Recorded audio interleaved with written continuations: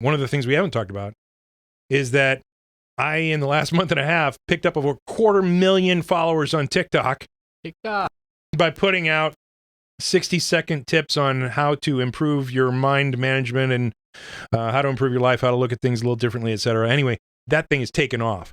And so we now pretty much are assured that YouTube is limiting our views to new viewers. So every new viewer that we're going to get is going to be as a result of a click of your sharing out our information and you sharing out our videos, because they are showing us absolutely no love. We are pretty sure we are shadow banned, because when you have a Randall Carlson episode that goes up like this and tons of people are watching and then all of a sudden it falls off a cliff and doesn't get any more views, somebody has turned you off. Yeah. And so we're pretty sure, because of the success, the wild success of picking up 250,000 followers in the last month and a half. And by the way, that's still on an uprise. I mean, I check my phone every few hours and it's another 1,000 followers.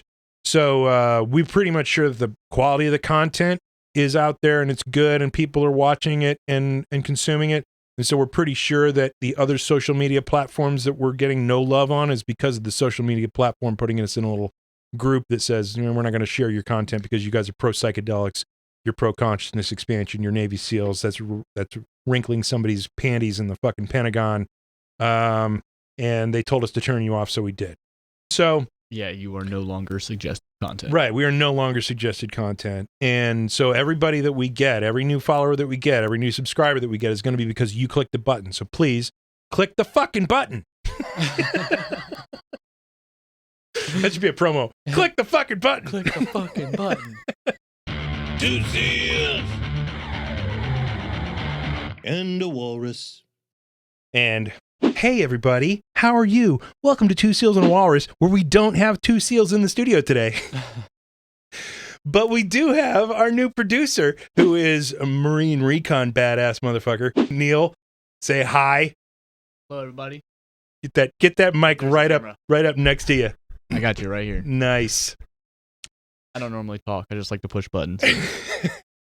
So this is Neil Preston. He is going to be our producer moving forward for Two Seals and Walrus. And it's going to be an amazing comeback. We're getting ready to fire back up. We've got an amazing guest list and whatnot. But we wanted to stop and say hi and just to do a little practice run for Neil to play with the switcher and to play with the tech gear and figure out how we're going to redesign this studio to make it amazing for you guys to watch us bring you awesome guests and awesome conversations and whatnot. And we hadn't hung out for a while, so we decided to just fire up the TriCaster and see what we could grab, see what we could play with. You got a little bit of COVID hair going on there, huh? Yeah, man. Yeah. So I'm actually doing this thing to where I'm a Browns fan. Right? I used to work for the Browns. So I'm doing this thing now to where I'm not going to shave my beard and I'm not going to cut my hair until the Browns make the playoff. Now, Jesus. It seems crazy, but the only reason why I said it like this is because they actually have a chance this year, and I only have to go a year without a haircut. Being a Marine is like absolutely nuts if you're trying to like survive without a haircut. Right. We're used to getting one every single week, and it has to be the same haircut every single time. Right. I can't remember the last time I didn't go into a barbershop and say, 0 to 3, right, low reg, because I don't want a high and tight. Right. Because I'm not a pogue. I don't want a medium rig because I'm not a typical grunt. And I want that low rig because I'm a secret. I haven't had problems with haircut decisions in probably over a decade. It's always just grab the razor and go over it and get all the new peach fuzz off of it. Yeah, basically. They got you that new piece of equipment. It's just like a little plastic thing you can just roll like a Hot Wheels car, right? Oh, is it? Is it? Oh man, I haven't seen that yet. About like cutting your head. It's supposed to like keep you from cutting your bald head. Oh, that's cool. Now, see, I haven't had a problem with nicking, and like I've talked to a bunch of folks who are all having a problem with. Oh, every time I shave my head, I nick it and it's bleeding, and I got to put some. It's like I've never had that problem until just recently. I had a couple of things that were just like weird. I don't know, pimples or whatever that just started sticking up a little bit, and I nicked them. I'm like, oh my God, there it is. I have that thing now. And so I'm more determined to actually just cut that shit right off. Just take a straight razor and you'll eventually learn how to scar flat. But that's been my hair cutting decisions has been, how often do I shave? Right. Right. Go with the sink because it won't grow up here. Like if I let this go, I would be one of those guys with the fucking half moon. Like the Yeah, I'd be the guy with the ponytail just coming from right here, right above the ears and around back. Nice. Yeah, but I decided I have more dignity than that, and wouldn't let myself go with that. It's like, you know, you either have hair or you don't, and you either look good or you don't. And really, even if you don't look good, it's more of a thing of people getting used to how you look. Even if you got one of those odd-shaped heads, just fucking shave it. Right. Just fucking shave. Donald Trump, just fucking shave it. Jesus fucking girl. Although he's probably got one of those weird patterns up here now where you got hair transplant back in the 80s. And, And he's got these weird lines. Yeah. The lizard people conspiracy is going to come out hard after he shaves his head. After he gets that buzz cut going into prison. He won't let him touch his hair, I bet. Oh, no. Not at all.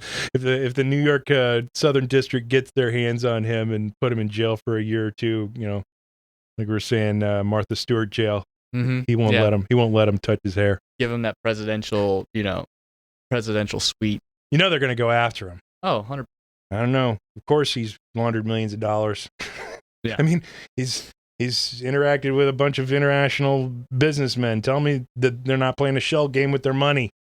Do we really need the extended divisiveness? No. For the, you know, of course he's dirty.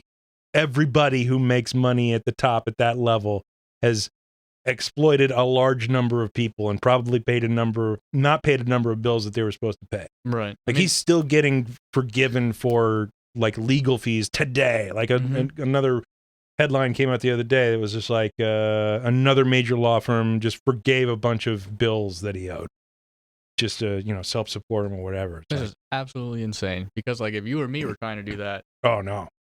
Oh, I'd be in prison so quick. Yeah. I'd already have me a husband.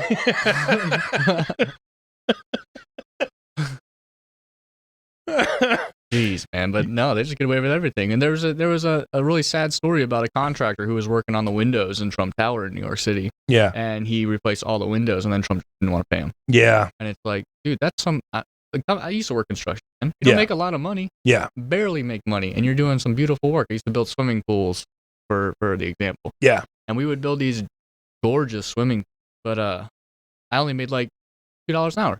Yeah. At the end of it, all the expenses. That's fucked up. I was bringing home $2 an hour. Yeah. So I also worked as like a server too. Yeah.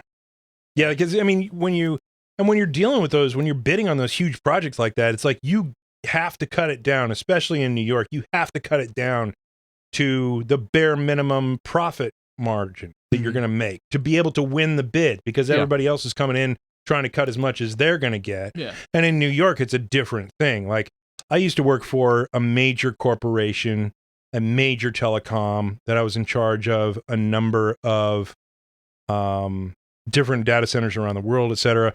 And I wasn't directly involved with this deal, but I heard about a deal for the New York Transit Authority where they were going to do a whole bunch of stuff for them, put in a bunch of network and serve emails and all this other stuff, this communication network, et cetera. And the head of the guy of the New York Transit Authority at the time, and I don't know who this was, and I have no corroborating evidence, but he was sitting there in the meeting of the last meeting before they were going to award the contract. And it was just kind of, they were sitting there listening to the spiel with the sales reps and the vice president of sales who was in there trying to close this huge deal. And the guy was just kind of being cagey and a little quiet. And then it ultimately came up. He's like, well, what extra are you going to do for us? And it got to the point where the vice president of sales understood. And he was like, oh, you mean like what kind of kickbacks are we going to send you? And the guy's like, he shrugged. And the vice president of sales had to say, well, that's not how we do business, which ironically it's a little bit of a hypocritical statement or a hypocritical stance to say that's not how we do business, because this company is global. Right. And when you do business anywhere in the Middle East, there is always payola. Mm-hmm. You are always bribing someone to get the contract. Yeah.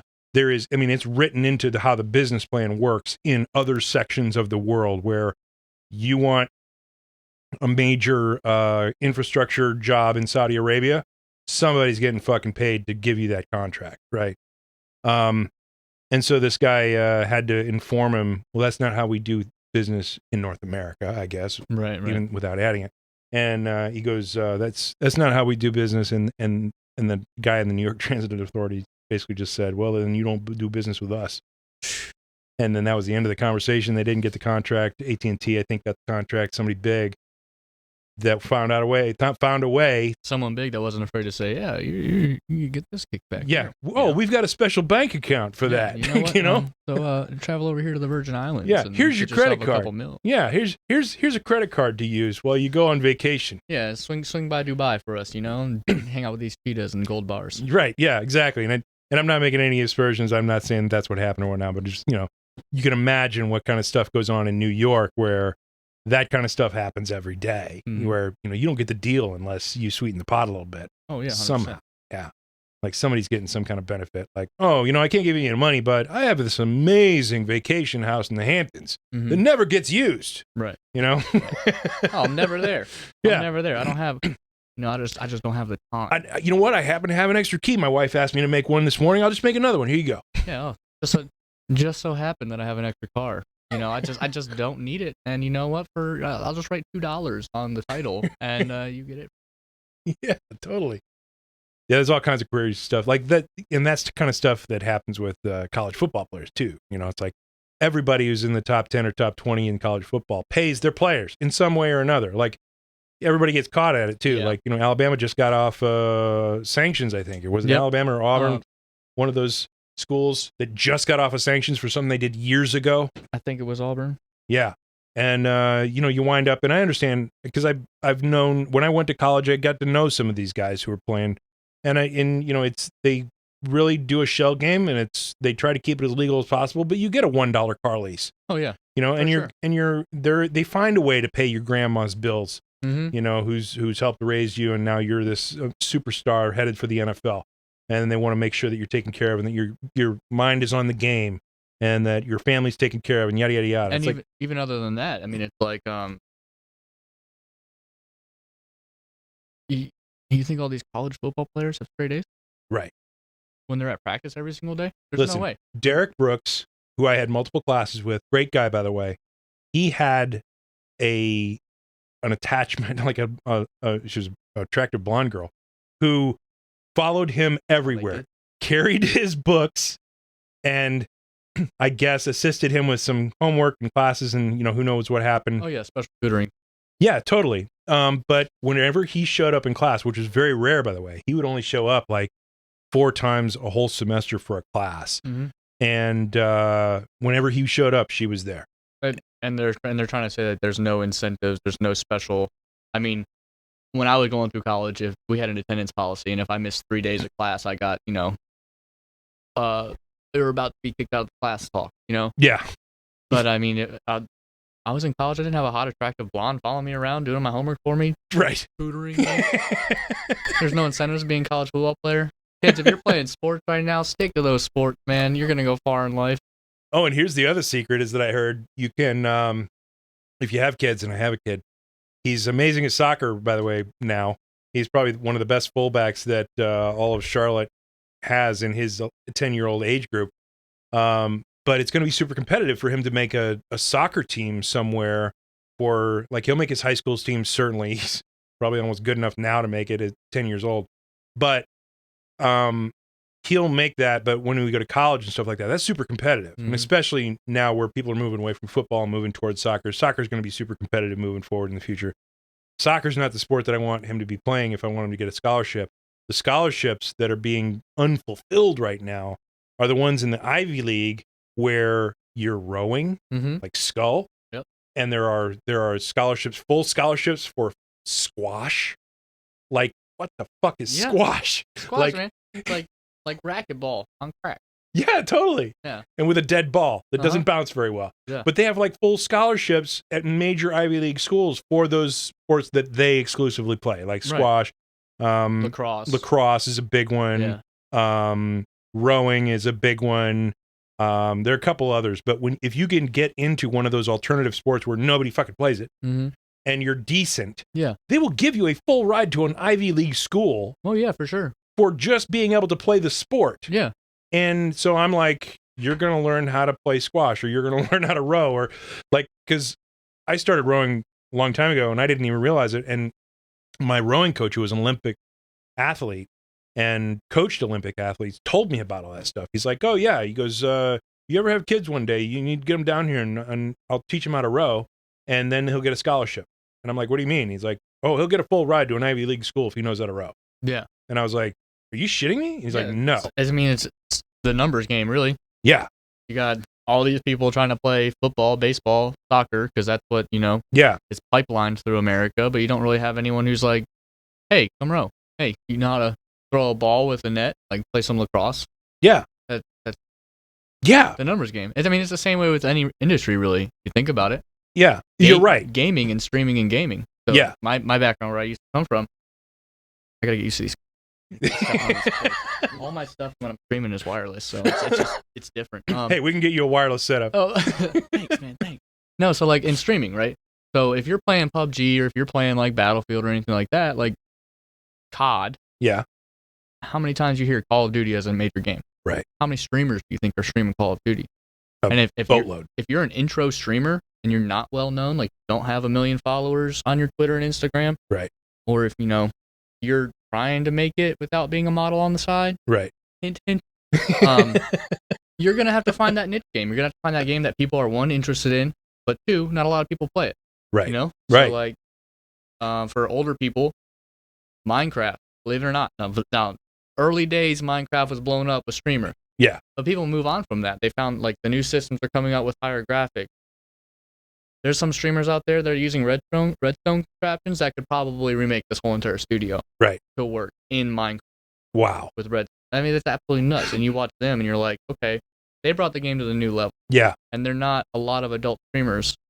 And you're playing to a very specific audience there that you can retain, such as the Ivy League school that's going to throw a rower out in a skull.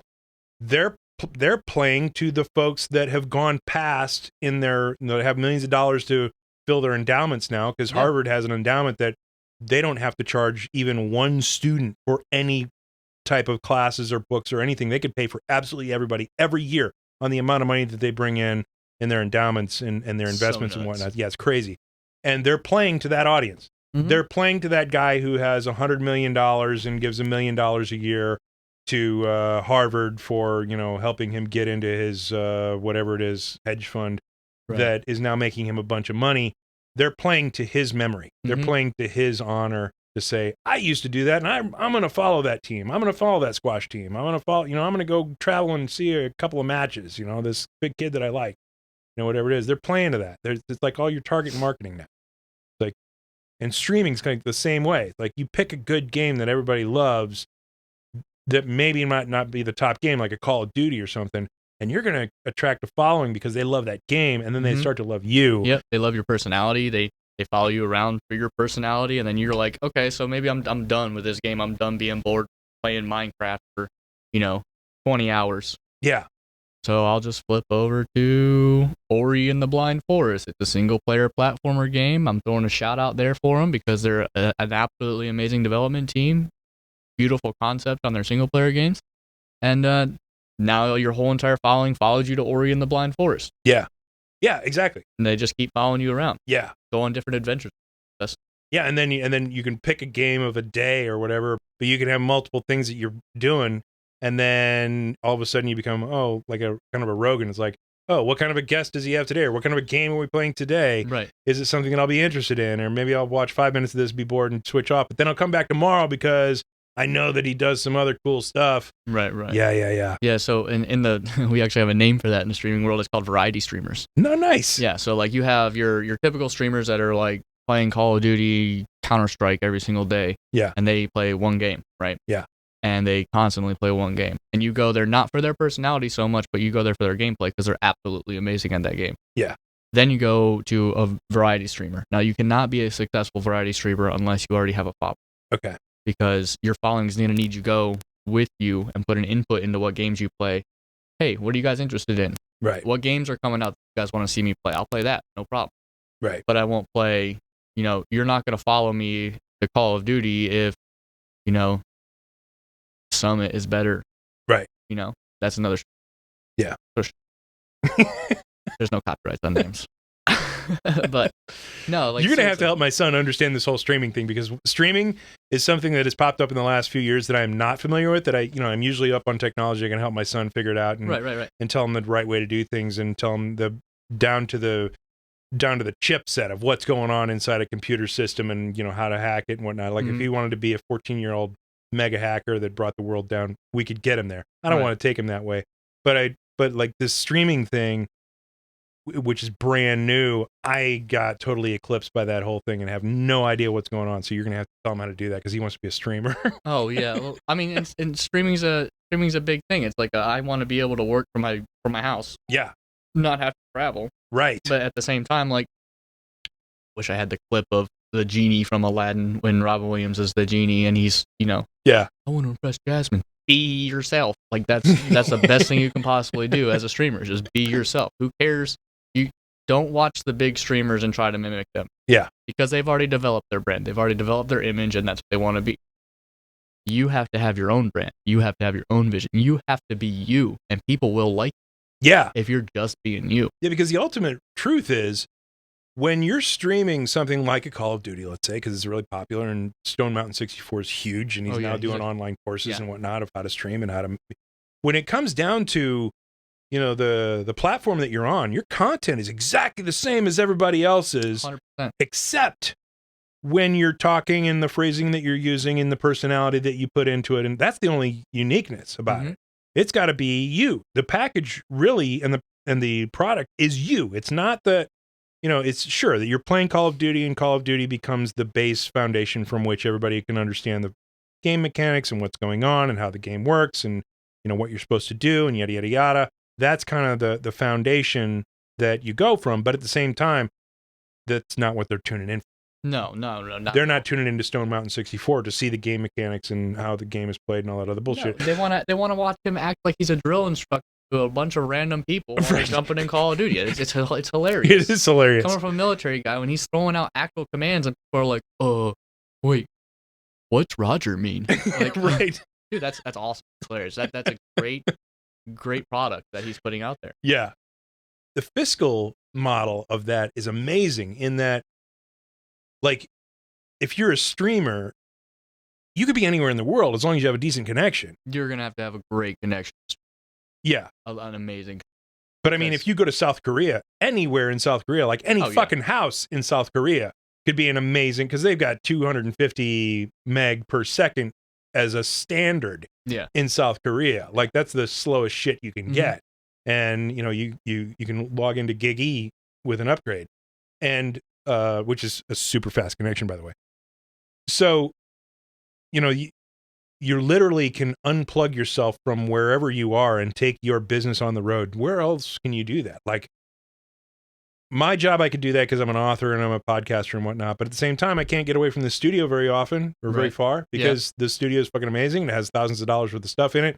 And it helps us make this job easier. So I wouldn't be able to go all over the place for an extended period of time without having some production value decreases. Yeah. But with the streamer, I mean, you could take a green screen sheet with you. As long as you have a good connection, good. Yeah. You do whatever you want to as a streamer. That's that appeal to the younger generation. Yeah. They don't have to be what I do right now, working in a warehouse nonstop, breaking your back all day. Yeah. They can sit at home. Yeah. They can be comfortable. They can make friends across the internet. It doesn't matter. Yeah. They could do whatever they want to do and make money from it. Totally. And I want that option for my son. I want him to be able to understand how to do that if he needs to, because I think he does have the personality that is attractive enough that people would follow him in large amounts. The other thing I want to teach him is poker. Poker? Anywhere in the world you can go, you can find a card table with people who are not as good as you at poker, and you can literally make a living. Oh, for sure. My grandfather tried it. Yeah. But the only bad part about my grandfather was like he loved poker, but he was good at it. Oh, yeah, that sucks. So, yeah. I've known a bunch of those guys.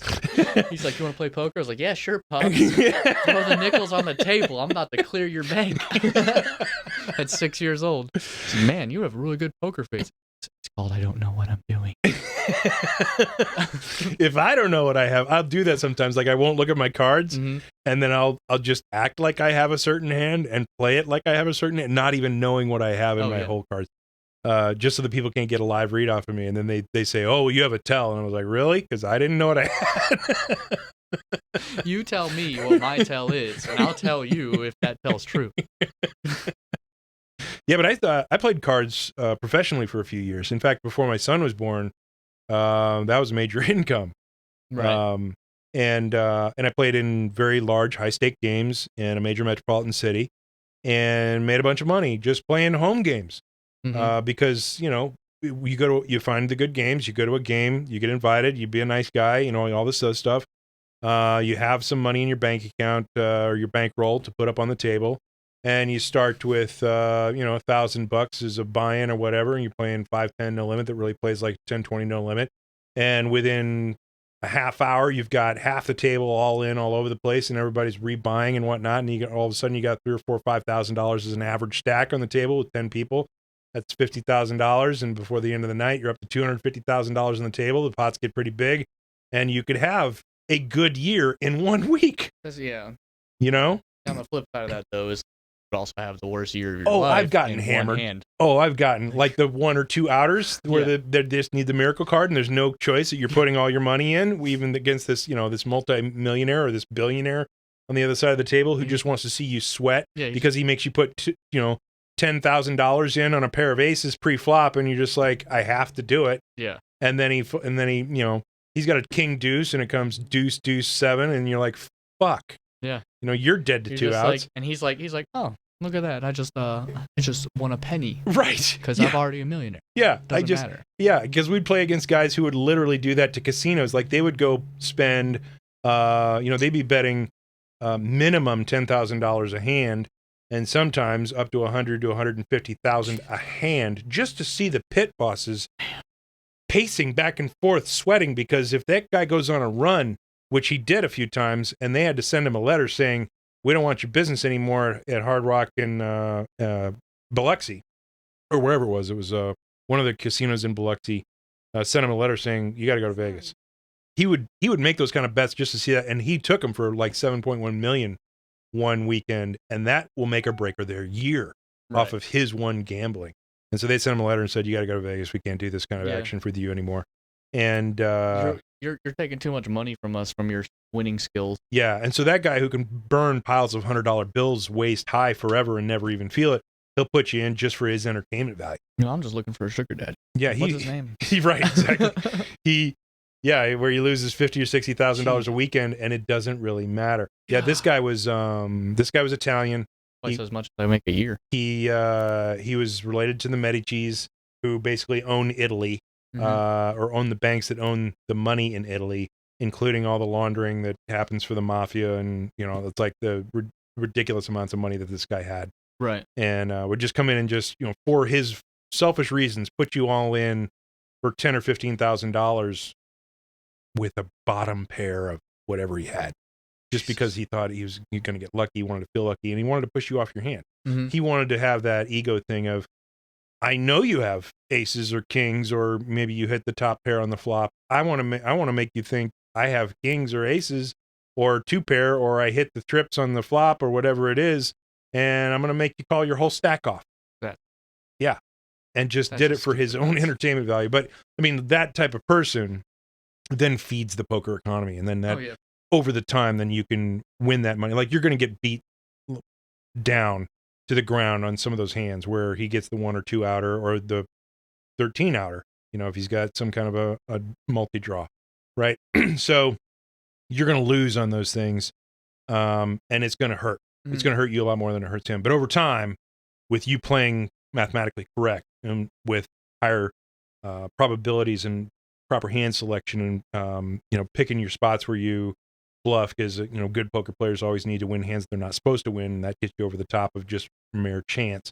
Over time you can make a good living at it. I want to have my son have that capability to say, okay, my wife just left me, took all the kids, I was a schmuck or whatever it was, and I deserved it, and I have absolutely no way to make any money, but I got a few $1,000s, and here's a casino, and now I'm going to be able to pay the bills because I can sit down on a poker table and take all this money from these other guys who think they can play better than me, but really can't, because I've developed and honed the skill, and my dad taught me, and my dad was pretty good.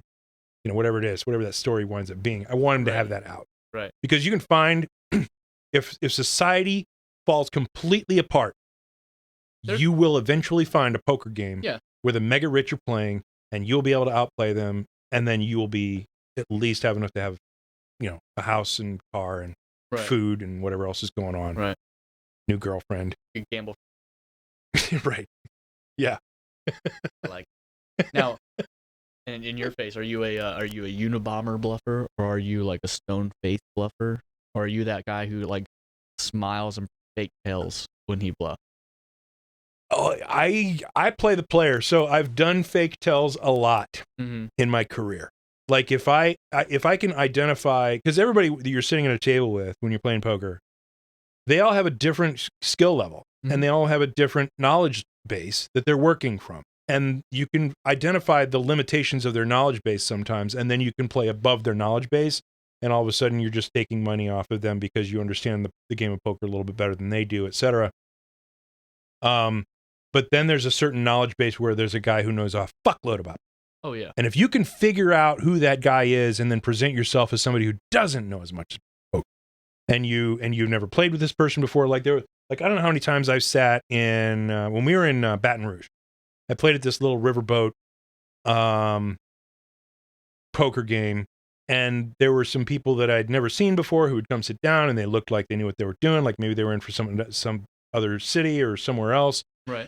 But they played a lot of poker. You can tell they played a lot of poker. You can tell they're looking for tells. You can tell they're doing probing bets. You can tell they're doing continuation bets where they haven't really hit the flop. You can just map and almost put them on an exact hand. And then you can turn on your acting skills to say, okay, this person's never seen me before. I want to look like a tourist, and I want to look like I'm really nervous about my hand. And like, I remember this one pot where I took this guy's whole stack. So you want to play like me? We could, yeah. Okay. I guess. Is that how you play? Yeah. Okay. I'm very much, I really don't know that much about Okay. Because I really don't know that much about poker. I know what's good. Like, I know if I got a good hand. Yeah. But I don't know how to play, like, in the bluff about I have a character. Yeah. No. Yeah. You got to pick your spots and understand the texture of the board and what like when you're playing Hold'em, there's, a board card, 5 board cards that you share, and then everybody has their own 2 hold cards, which makes the hand unique for you. Only you can have those 2 hold cards out of the whole deck, and so you know what other people can and can't have based on that math. But everybody has this shared board that they're playing with, and depending on the texture of the board, you can bet out a pair of aces. Right. When you have a board that's strife with straights and flushes and all this stuff, and you got nothing, and you shove a bunch of chips in, and they're like, I got to be beat. Yeah. And then they throw away the winning hand. There's other stuff that you can do, like this one guy sat down with about $2,500. He wanted to be the big dick at the table and put $2,500 down. I think I had like 22 or 23 at the time, because I started with 500 every time I start with 500, and then I'll just work it up. I'll quadruple it up and pretty much call it a day. I was having a better than average day because it was 2 or 3 hours in, and I was up to $2,200. And he sat down with 25, and he bought in for 25, thinking he was going to be able to take my whole stack. No. That's why you come in, like as a pro player, you'll come in and you'll barely, like you'll match the next stack, or you'll just cover the next stack. Like Texas will have they have a rule right now where you can buy up to the biggest stack on the table. So you can match the biggest stack on the table as a brand new player. You come in, you put in your money, and then you really want to stack that guy. You really want to get all his chips in, and then all of a sudden you've doubled up, and it's substantial money, $2,500 to $5,000 in a day. You walk away and you're done. I mean, you go hang out with your girl for the rest of the day or whatever it is. He sat down with that kind of money, and I knew he knew what was going on. He started watching the table. He started watching what people were doing with their hands. He started watching the various tells around the table. And so I went into I'm a newbie mode, or I'm a tourist mode, and I had this hand that was really disguised that I decided to 3-bet. He raised, and I knew he was raising light, so I 3-bet, and he called the 3-bet. And then I wound up hitting a gutter on the I had a gut shot straight draw on the flop that was really, really well camouflaged. And then so I bet out, I c-bet, trying to represent that I had a big pair or whatever it was that a normal tourist would bet. Right. And he called, I knew he had nothing. or he might have had a single pair. He might have had like a pair of kings or something, because we were up there in that high straight area. And but I knew he had a weaker kicker and whatnot. So he called, and he thought he was ahead. And so then the next card came, and I grabbed it, and this is a classic tell. I grabbed my stack of chips in my hand, and then I tapped the table with the stack of chips. And if you're ever playing with a novice player, by the way, when they grab a stack of chips, like they're going to put a stack of chips in, and then all of a sudden they check, they got dick. They got nothing. They want to look strong, like, oh, I'm going to bet all these chips, and all right, I'm going to be nice, and I'm going to check. Right, and that means they got absolutely nothing. If you put any chips into the pot, they're probably going to go away. They'll put in a little act or whatever. But on the turn, I hit the gutter. I hit the gut shot, so I had the nuts. And so I did that thing. I grabbed my stack of chips, and I checked.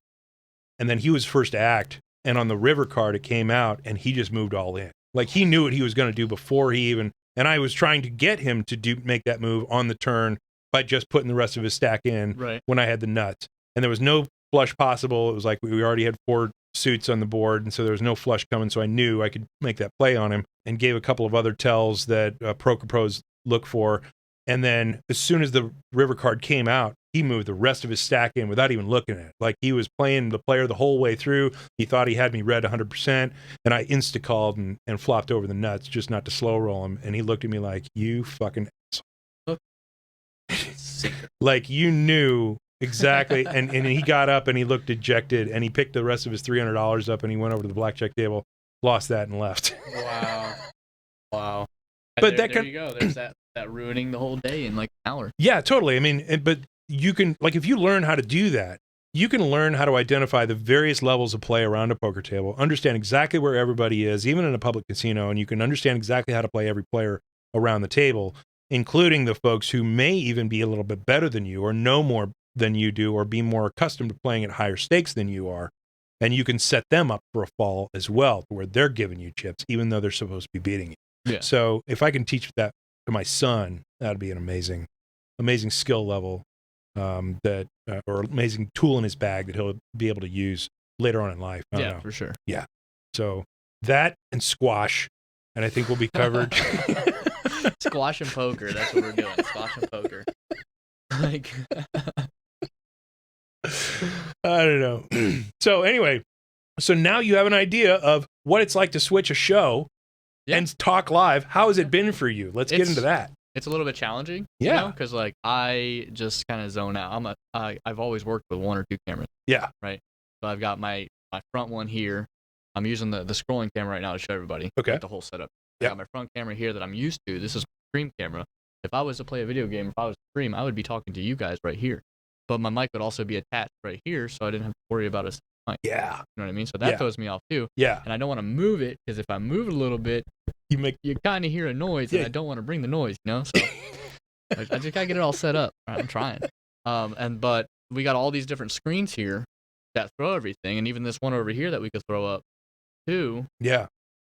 I mean, it's so much going on right now. Yeah, that's our Apple TV. We have a 4th camera input for Zoom, Skype, Apple TV, for internet clips, yada, yada, yada. And we're going to improve the studio here. We'll set up a separate bank of second cameras where we can have one up in the far corner of the studio showing the whole studio from multiple angles and whatnot. But yeah, it you can distract you when you're trying to figure out what angle you need to have, but at the same time, you're trying to figure out what you want to say. Right. And only one of the two can take your attention at any one moment. And you're like, okay, I got to think about what I want to say. And then you figure out, oh, fuck, I'm on the wrong camera. Yeah, it's like, oh, shit, he's talking, so, like, I need to have the camera on him, not on my back, you know? And I'm just sitting here listening to your story about how to play poker, and then I forget which camera. So, like, you'll see in the very beginning of what we're doing, like, I'm sitting here on this camera, but I'm staring up at this camera. Or I have this camera selected, and I'm looking up over there at that camera, because I thought that camera was connected, but I remember that we disconnected this camera to put that camera up here, you know? So it's different. It's just something to get used to. Knowing my camera is less talking on my part, because I get distracted easily. Yeah. Yeah. But the good news is we're going to redesign this studio a little bit. Doug has some ideas on how to make it better, and I completely agree, and Neil's in here now, and he completely agrees. So we're going to redesign the studio, and we're going to probably get rid of the couch and put up some table that has seats for everybody to sit around it. And then you'll be able to pop in every now and then with your funny comment or whatever story that we want to tell. Right. But more often than not, you'll be focused on figuring out how to make the show look good. You'll be our young Jamie for Joe Rogan. Yeah, that's right. Rotate cameras. Make sure that everything goes good. All the audio's coming through clean. Yeah, totally. That's all I want. That's all really you need to do. Yeah. Yeah. So anyway, that's what we're looking at doing, guys. So stick with us. We're coming back with a bunch of other cool guests and other cool topics. We're going to have our COVID conversations so you can figure out what happened in our lives when we were all in quarantine and all that other bullshit that occurred. And we'll talk about the election and all the rise of the stuff that happened around Ben's house in Atlanta with the protesters and shit, because he had like protesters in his fucking street. Right around his corner, and he had there were portions of the Atlanta Police Department that were not responding to calls, and there are like 200 homicides that will never be solved because they were killed during a time where the Atlanta PD was in retreat mode of, we're just going to wait this out and that type of thing. So yeah, we'll hear all kinds of stories because Ben's connected with some police work in Atlanta and whatnot, and he's got a bunch of friends on the force, and we'll hear all that inside scoop, and we'll hear about what's been going on with Doug's life. He moved to just down the road from us, 12 minutes away, so he's going to be a lot more accessible to studio recordings of Two Seals and a Walrus, and we're actually going to he's got a boat slip with his brand new house, and we're going to get a boat, and we're going to put a studio set up on the boat to do live streaming, hopefully, or at least recorded fishing sessions with the three of us. Going out to have some, shoot some shit and talk about life and deeper meaning stuff while we're fucking fishing, which is going to be fucking amazing on a boat. So that's going to be some fun. We got a bunch of amazing plans going for this show. So stick around with us. We know that we've been off the air for a while. We love you guys. Stick with us because we're coming back. We're coming back strong. Our guest list is amazing, by the way, on some of these people that we're going to bring you. Who've been on other major podcasts that are coming right here on our podcast. We don't know how we're getting all these amazing guests, but they're awesome and they're coming for us. So we appreciate that. We appreciate you guys sticking with us. We appreciate your love and support. Share us out because it is pretty evident. One of the things we haven't talked about is that I, in the last month and a half, picked up over 250,000 followers on TikTok by putting out 60-second tips on how to improve your mind management and how to improve your life, how to look at things a little differently, etc. Anyway, that thing is taken off. And so we now pretty much are assured that YouTube is limiting our views to new viewers. So every new viewer that we're going to get is going to be as a result of a click of your sharing out our information and you sharing out our videos, because they are showing us absolutely no love. We are pretty sure we are shadow banned because when you have a Randall Carlson episode that goes up like this, and tons of people are watching, and then all of a sudden it falls off a cliff and doesn't get any more views, somebody has turned you off. Yeah. And so we're pretty sure because of the success, the wild success of picking up 250,000 followers in the last month and a half. And by the way, that's still on an uprise. I mean, I check my phone every few hours and it's another 1,000 followers. So we're pretty much sure that the quality of the content is out there and it's good and people are watching it and consuming it. And so we're pretty sure that the other social media platforms that we're getting no love on is because of the social media platform putting us in a little group that says, we're not going to share your content because you guys are pro psychedelics, you're pro consciousness expansion, you're Navy SEALs. That's wrinkling somebody's panties in the fucking Pentagon. And they told us to turn you off, so we did.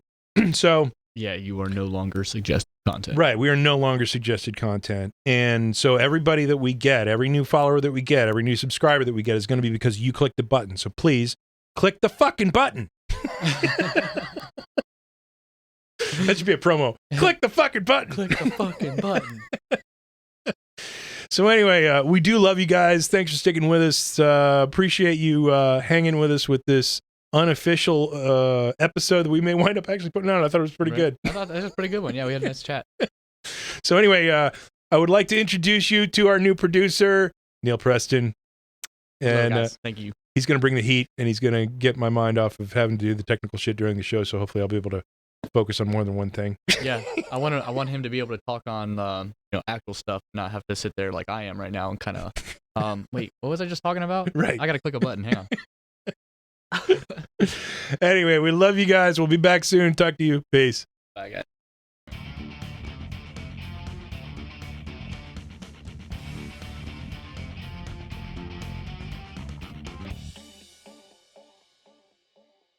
¿Dónde está mi teléfono?